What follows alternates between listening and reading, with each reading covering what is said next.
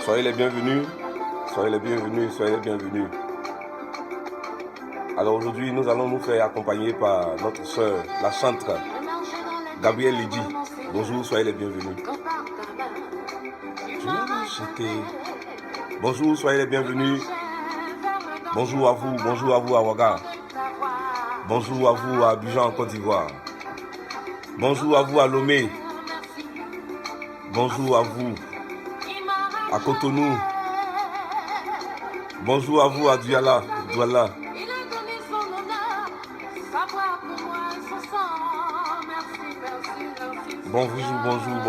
Bonjour à vous à Bamako. J'espère que vous m'entendez bien.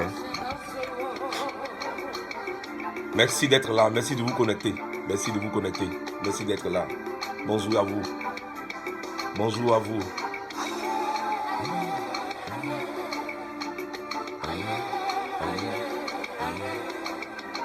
Bonjour d'être connecté à Dieu, à Jésus-Christ de Nazareth. Bonjour, merci d'être là. Merci d'être là, bonjour à vous. Alors nous allons diminuer la musique pour commencer notre conférence d'aujourd'hui, samedi 9 janvier 2021. Le Seigneur nous permet encore de nous retrouver ce matin. Le réveil a été difficile, certes. L'homme propose, Dieu dispose. Nous sommes là au rendez-vous. Merci d'être là aussi. Que Dieu vous bénisse. Merci à notre soeur, la chante Gabrielle Lydie. Alors aujourd'hui nous allons parler. Oula, bonjour de vous connecter. Bonjour d'être là. Bonjour, merci d'être là. Merci d'être là. Bonjour à tous. Bonjour à tous, merci d'être là. Que Dieu vous bénisse. Que Dieu vous bénisse. Un instant s'il vous plaît. Que Dieu vous bénisse. Que Dieu vous bénisse d'être là. Que Dieu vous bénisse de vous connecter. Connectez-vous à Dieu, à Jésus-Christ de Nazareth. Que Dieu vous bénisse. Soyez tous là au rendez-vous. Merci de suivre la parole de Dieu. Merci d'être là. Que Dieu vous bénisse. Alors, comme je le disais, c'est votre serviteur Yves Arnaud, le serviteur des pères spirituels. Vous avez reconnu la voix et le visage. Alors que Dieu vous bénisse de vous connecter. Alors ce matin, nous allons parler d'un thème très important. Comme d'habitude, nous allons parler du christianisme de façade, comme vous l'avez constaté. Alors, nous allons parler des chrétiens de façade. Alors oui, il y a des chrétiens de façade. Beaucoup d'entre nous. Il y a beaucoup de chrétiens de façade, frère. Ce n'est pas tous ceux qui vont à l'église. Ce n'est pas tous ceux qui vont au culte. Ce n'est pas tous ceux qui vont à la mosquée. Ce n'est pas tous ceux qui viennent à la prière qui sont des chrétiens. Parmi nous, il y a beaucoup de chrétiens de façade. Frère, laisse-moi te dire, ce n'est pas à toutes les prières qu'on dit Amen. Ce n'est pas tous ceux que tu vois à l'église qui sont chrétiens. Ce n'est pas tous ceux que tu vois à la mosquée qui sont musulmans.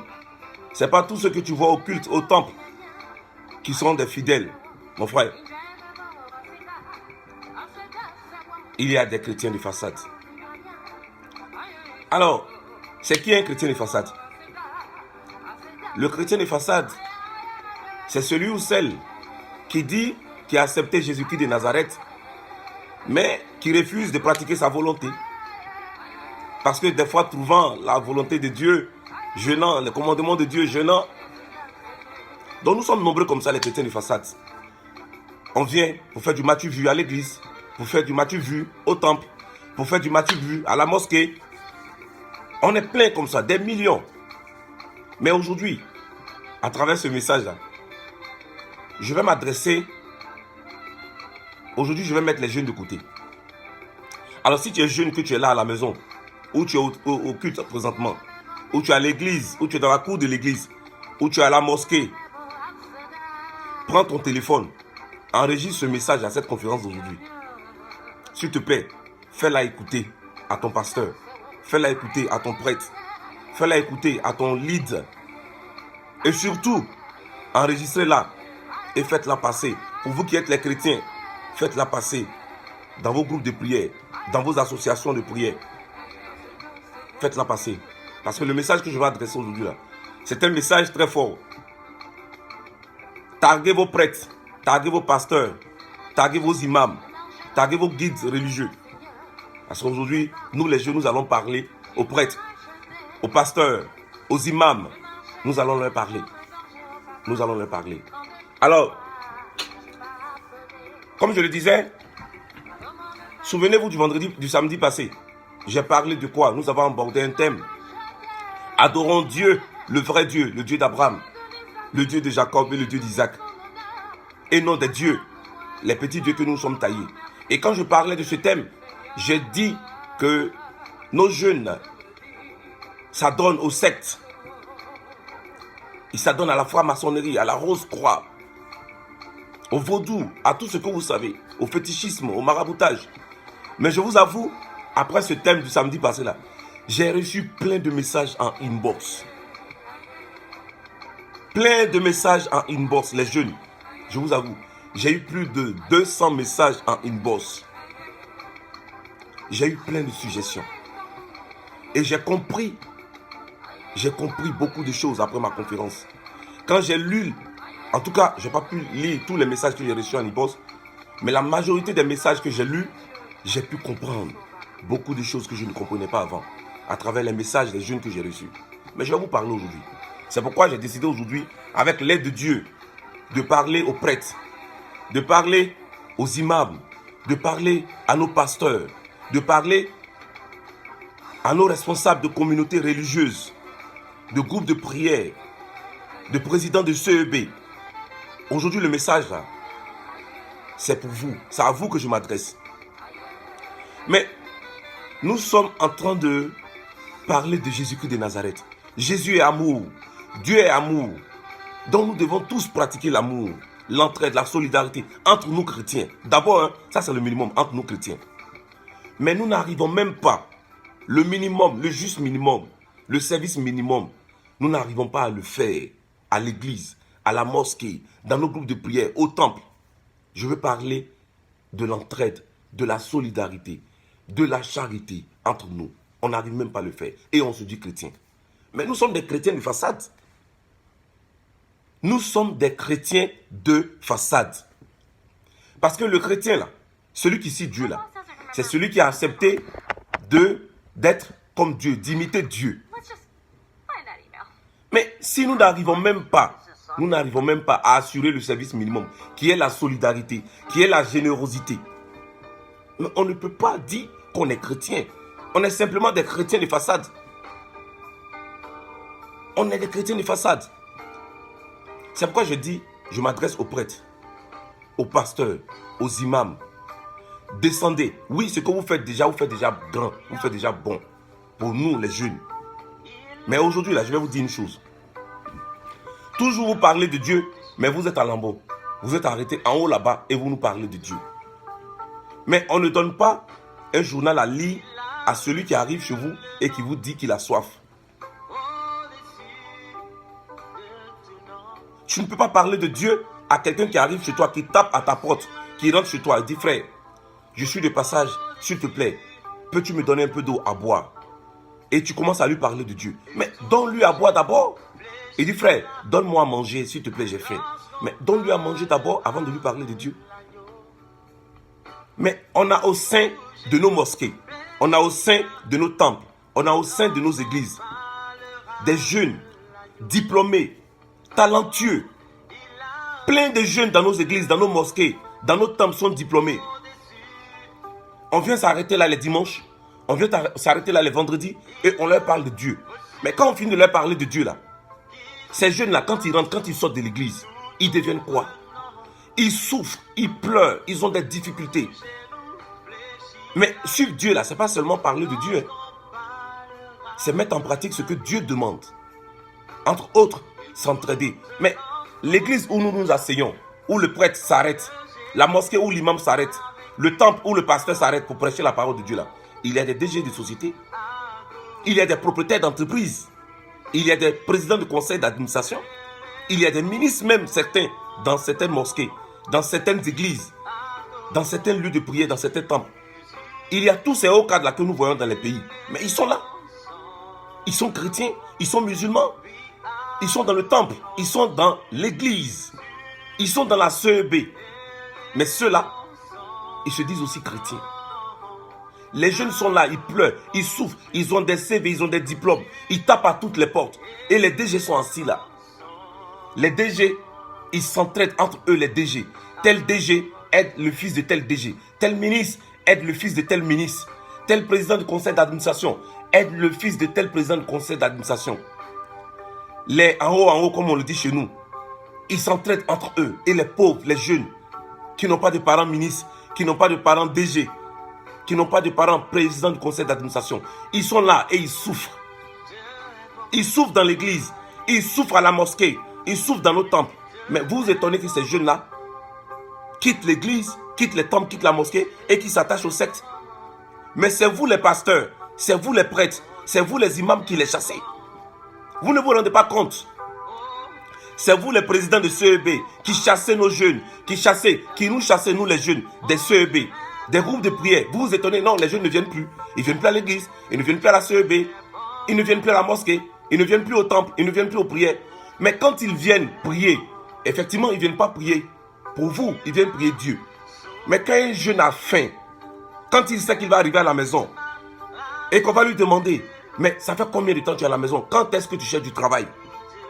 Mais il est anxieux, il souffre, il a ce fardeau-là sur sa tête. Et vous voulez qu'il vienne s'asseoir à l'église, vous voulez qu'il vienne s'asseoir à la mosquée, vous voulez qu'il vienne s'asseoir à la CEB pendant 2 heures de temps pour écouter le prêtre, pour écouter le pasteur, pour écouter le président de la CEB, ou pour écouter l'imam. Mais vous, c'est comme si quelqu'un qui est malade cherche à être guéri, cherche un médecin, et vous lui envoyez un policier pour lui parler des lois qu'il doit respecter. Mais c'est une folie. C'est une folie, c'est exactement ce que vous faites. Donc, ce que je veux dire, pourquoi je vous convoque aujourd'hui, les hommes de Dieu là? Pourquoi je vous convoque? Vous êtes nos guides. Vous avez une grande responsabilité vis-à-vis de Dieu et vis-à-vis de nous. Si les jeunes échouent en partie, c'est à cause de vous. Si les jeunes désertent l'église, c'est à cause de vous. Si les jeunes désertent la CEB, c'est à cause de vous. Si les jeunes désertent le temple, c'est en partie à cause de vous. Si les jeunes désertent la mosquée, c'est en partie à cause de vous. Parce que vous vous contentez de parler de la parole de Dieu. Mais quand il s'agit d'aider, vous les hommes de Dieu qui avez du pouvoir, qui avez la parole qui porte, vous refusez de parler à ces DG de société. Vous refusez de parler à ces ministres qui sont dans vos temples, qui sont dans vos églises, qui sont dans vos groupes de prière. Vous refusez de leur parler, de les sensibiliser à la solidarité, à la charité. Ça coûte combien d'aider un jeune? Ça coûte combien? Vous pouvez le faire, mais vous préférez donner à ceux qui peuvent vous rendre après. Vous préférez donner à ceux qui vont vous reconnaître. Mais le pauvre, le jeune, qui malheureusement ne connaît personne, qui est là à l'église, comment fait-il pour manger? Des gens, ils ont le bac, ils ont la licence, ils ont la maîtrise, ils ont le master, ils ont le doctorat. Ça fait 10 ans qu'ils sont à la CEB avec vous. Ils frappent à vos portes, personne ne répond. Ça fait 10 ans qu'ils sont à l'église avec vous. Ils tapent aux portes. Ils vont dans les entreprises. Les lettres restent des lettres mortes. Mais vous, les DG, vous qui avez le pouvoir de décision, au moins, vous êtes dans nos groupes de prière avec nous. Mais Dieu ne demande rien que l'entraide, que la générosité. Et c'est dit dans la parole de Luc. Soyez généreux. Luc chapitre 6. Soyez généreux comme le Christ est généreux. Soyez généreux comme Dieu est miséricordieux. Soyez miséricordieux. Aidez-vous les uns les autres. Aidez-vous les uns les autres. C'est Dieu qui le dit. C'est Dieu qui le demande. Donc ça ne coûte rien à un prêtre. Ça ne coûte rien à un imam.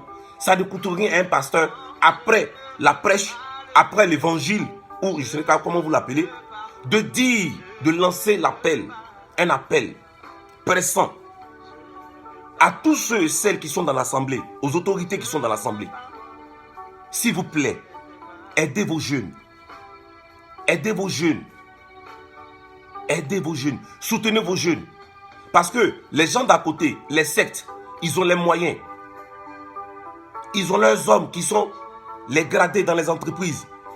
Ils vont faire miroiter le bonheur, entre guillemets, à ces jeunes-là, qui vont quitter la mosquée, qui vont quitter l'église, qui vont quitter le temple.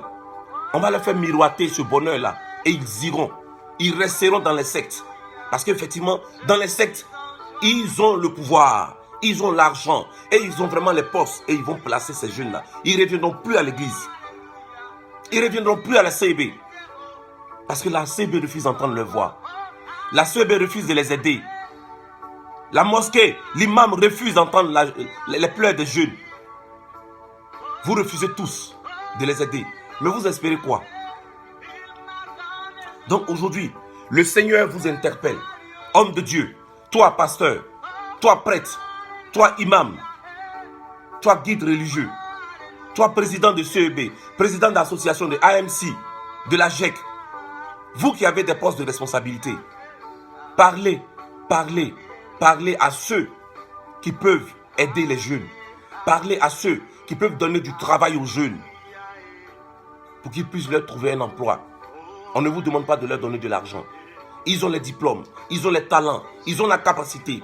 Ils ont besoin qu'on leur ouvre une porte. Et vous êtes assis là. Vous avez le pouvoir de donner du travail, d'embaucher, et vous ne le faites pas. Dieu ne demande pas grand chose. C'est dans les petits actes que Dieu se révèle à nous, à vous. Aidez l'autre sans compter, sans attendre quelque chose en retour. Je vous en supplie, chers directeurs de société, chers présidents de conseil d'administration, je vous en supplie. Vous êtes à la mosquée, vous êtes à l'église, vous êtes à la CEB, vous êtes dans les groupes de prière, vous êtes à la Légion de Marie, vous êtes à l'AMC, vous êtes dans les classes. S'il vous plaît, aidez les jeunes. Si vous ne voulez pas que les jeunes désertent les églises, désertent la mosquée, désertent les temples et qu'ils aillent dans les sectes à cause de ce qu'on leur a promis, du travail. Si vous ne voulez pas cela, aidez nos jeunes s'il vous plaît. Nous les jeunes, nous avons besoin de travail. Regardez autour de vous, à côté de vous. Il y en a plein qui ont le master, qui ont la maîtrise, qui ont le doctorat. Ça fait 10 ans, 15 ans qu'ils souffrent, qu'ils prient avec vous. Vous aidez les autres qui peuvent vous aider.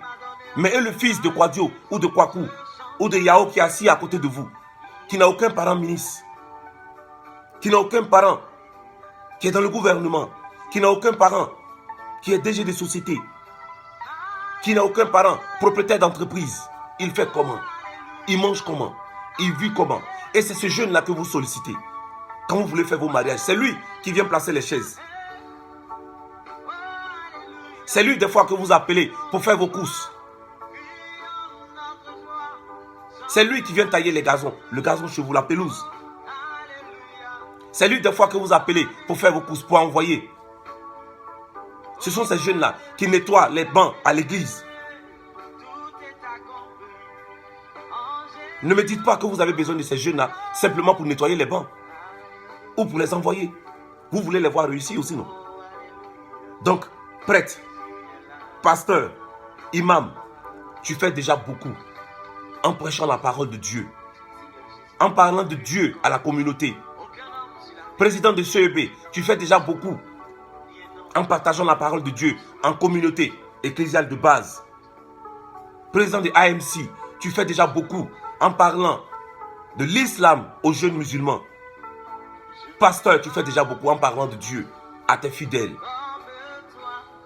Mais Dieu a dit l'homme mangera la sueur de son front dans Genèse. Mais les jeunes, ils ont travaillé, ils ont des diplômes, ils vous attendent que vous, qui avez le pouvoir de décision, que vous leur ouvrez la porte.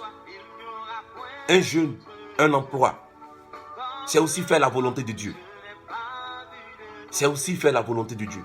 Donc le message d'aujourd'hui, mon message d'aujourd'hui, c'est d'interpeller tous les hommes de Dieu, tous les guides religieux, que vous soyez au Burkina Faso, que vous soyez au Bénin, que vous soyez en Côte d'Ivoire, que vous soyez au Cameroun, que vous soyez au Mali, que vous soyez en Guinée, que vous soyez au Togo, quel que soit là où vous vous trouvez, les jeunes désertent l'église.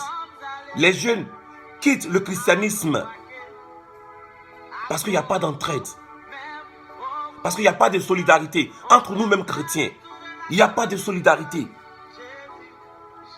Il n'y a pas de solidarité. Au sein de l'église, au sein de la communauté, on trie qui on va aider, qui on ne doit pas aider. Et pardonnez. Ayons peur de Dieu au moins.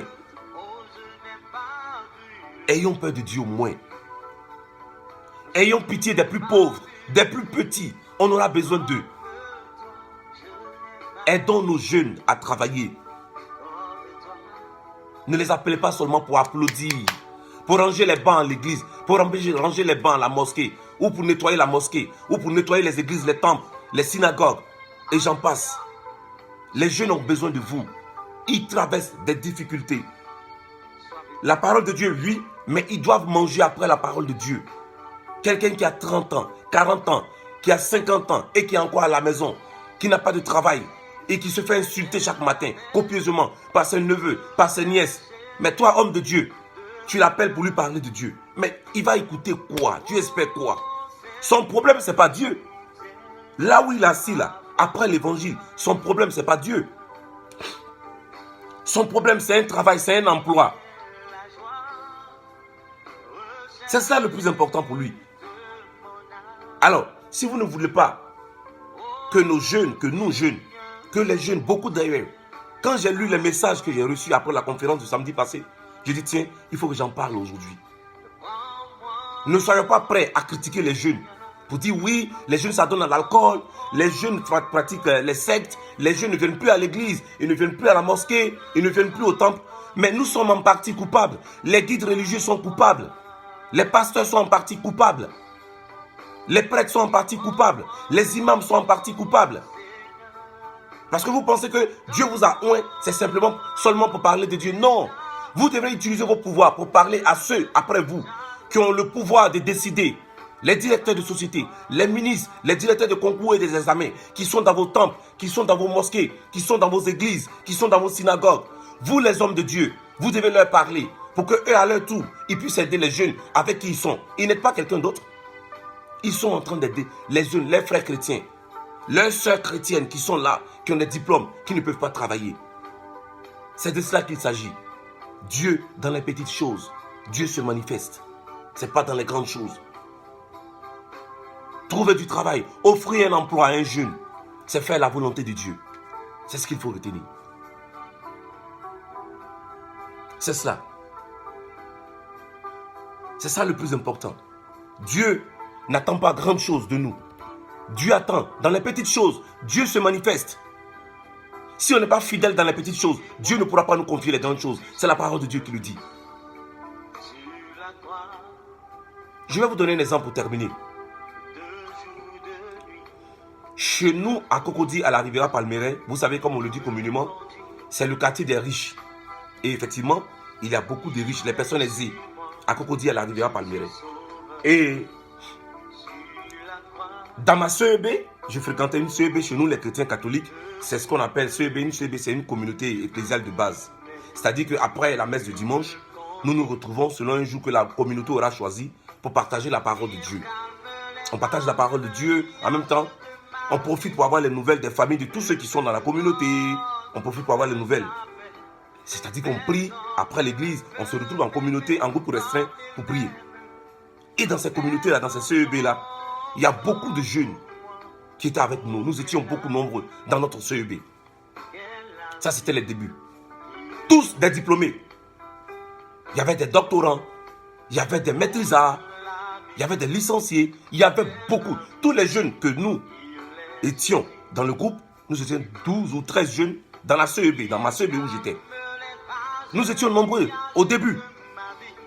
Mais tenez-vous bien, dans cette CEB, il y avait les directeurs de société. Il y avait les PCA, présidents du conseil d'administration. Il y a des CEB même qu'on fréquentait. Il y avait des ministres où leurs épouses étaient directrices de société. Elles étaient là, avec nous dans la CEB. Mais tenez-vous bien, on frappait à ces portes-là. On avait nos CV sur nous, espérant avoir du travail. Avec eux, avec nos parents. On se dit, bon, à l'église au moins on est beaucoup, mais dans la CEB, c'est un groupe restreint. Donc, si le DG est là, je suis sûr que si je lui parle, je vais avoir du travail. Si le PCA est là, ou bien si son épouse est là, si je passe par son épouse, je peux avoir le PCA. C'est ce qui est normal d'ailleurs, parce que nous ne sommes pas en train de demander. Nous sommes en train de demander. Et Dieu dit, demandez et l'on vous donnera. Frappez et l'on vous ouvrira. Mais donc nous sommes en train de faire la volonté de Dieu lorsque nous demandons. Mais tenez-vous bien. Tous les jeunes que nous étions, plus de 12 au début, à force de frapper et de ne rien recevoir en retour, tous ces jeunes-là ont disparu de la CEB. Tous ces jeunes-là ont disparu littéralement de la CEB, je vous dis. Je sais de quoi je vous parle. J'ai vécu cela. Donc quand j'ai reçu les messages, le samedi passé, des jeunes qui me disaient, frère, oui, certains d'entre nous, on fréquente les sectes aujourd'hui, mais l'église est coupable. Nos prêtres sont coupables. Nos présidents de CEB sont coupables. Nos imams sont coupables. Nos hommes de Dieu sont coupables. Certes, on va me dire, on ne vient pas à l'église pour quelqu'un, mais Dieu passe, Dieu n'a jamais, personne n'a vu Dieu comme ça. Dieu passe par un ou par l'autre pour aider un autre. Mais je vous dis, tous ces jeunes-là, ils sont partis tous de la CEB. De 12 que nous étions au début, nous sommes restés 2 jeunes. Constant Lobé et moi, à la CEB.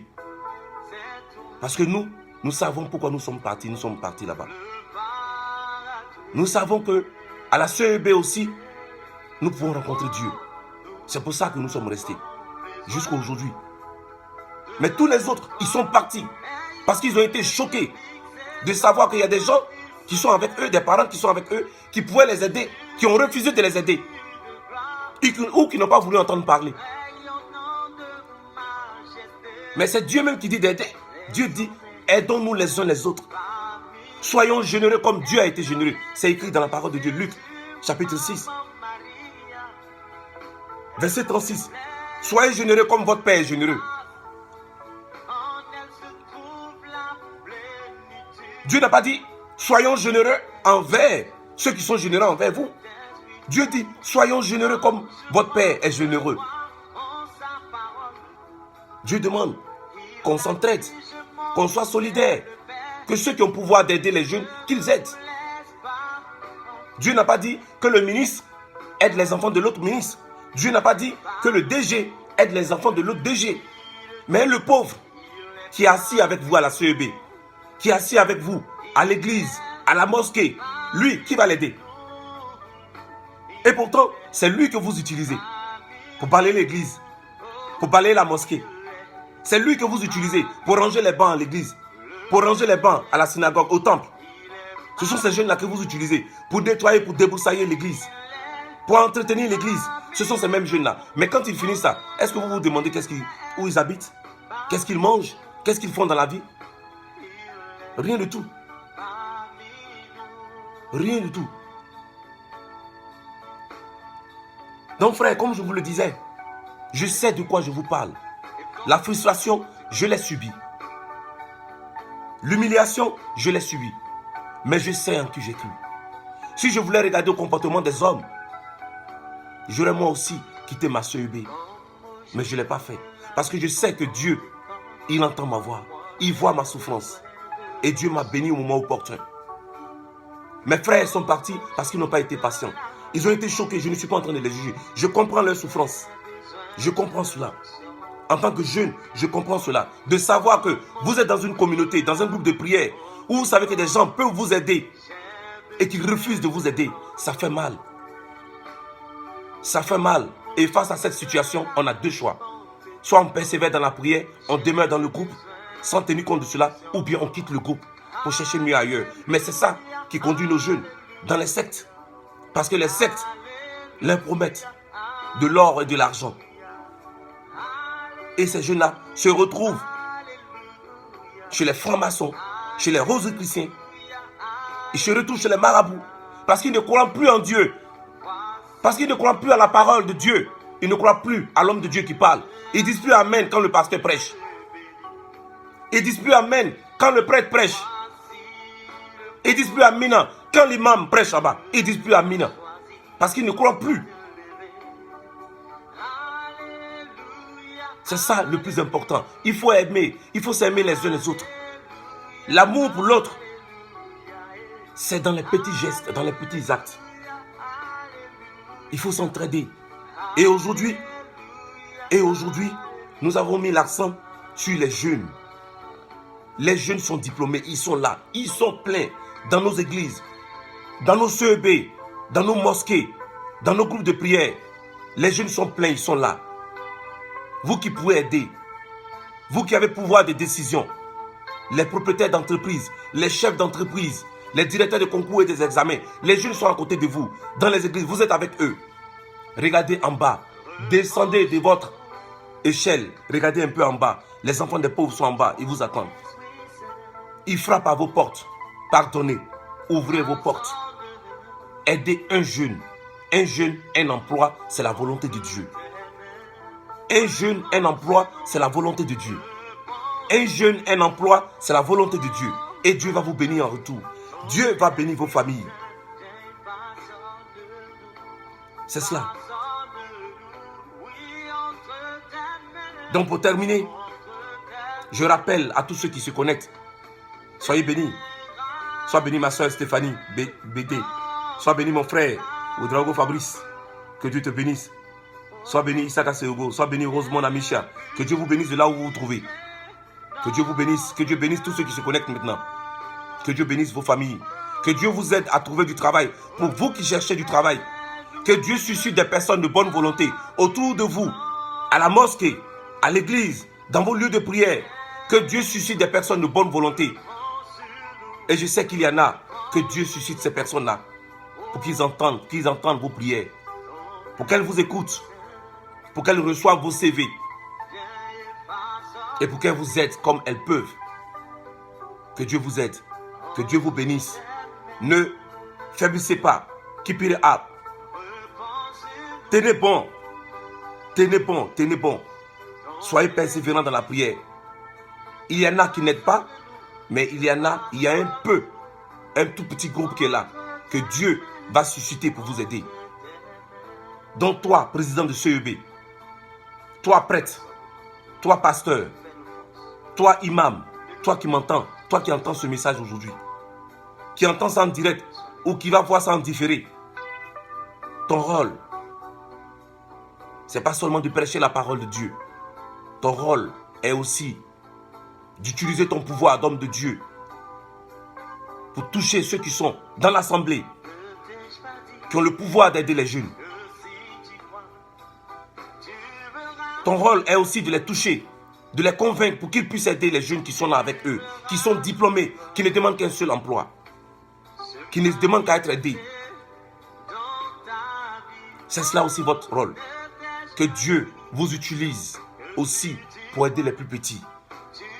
Et non pas vous limiter à prêcher la parole de Dieu.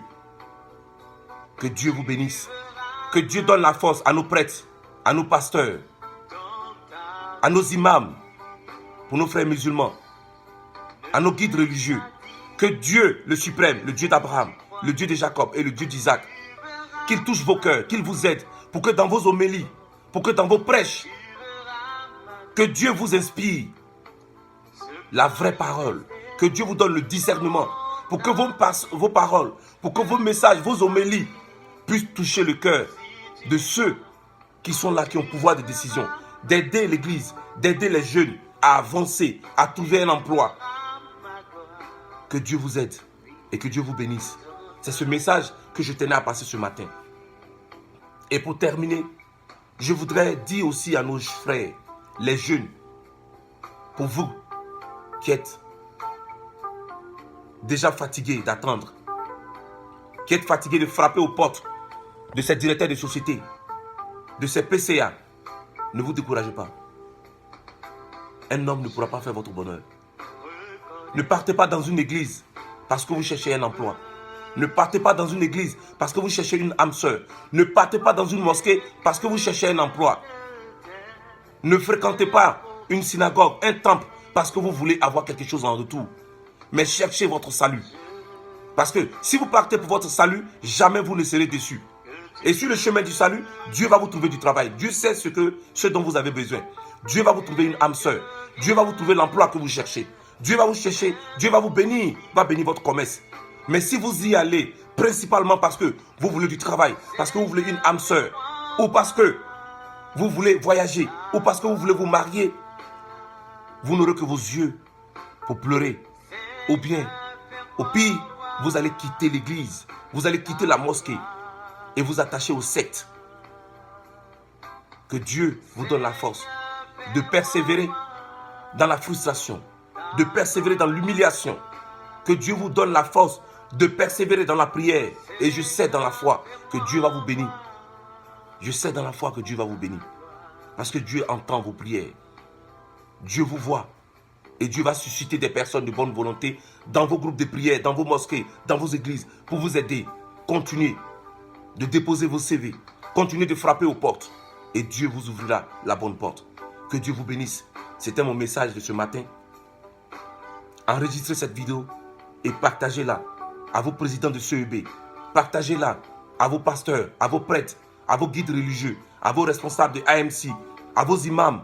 Dites-leur que leur responsabilité, ce n'est pas seulement de parler de la parole de Dieu le dimanche ou le vendredi, mais c'est aussi d'aider les plus petits, les jeunes qui sont diplômés, qui sont talentueux et qui se trouvent avec eux, dans l'église, dans la communauté, à la mosquée.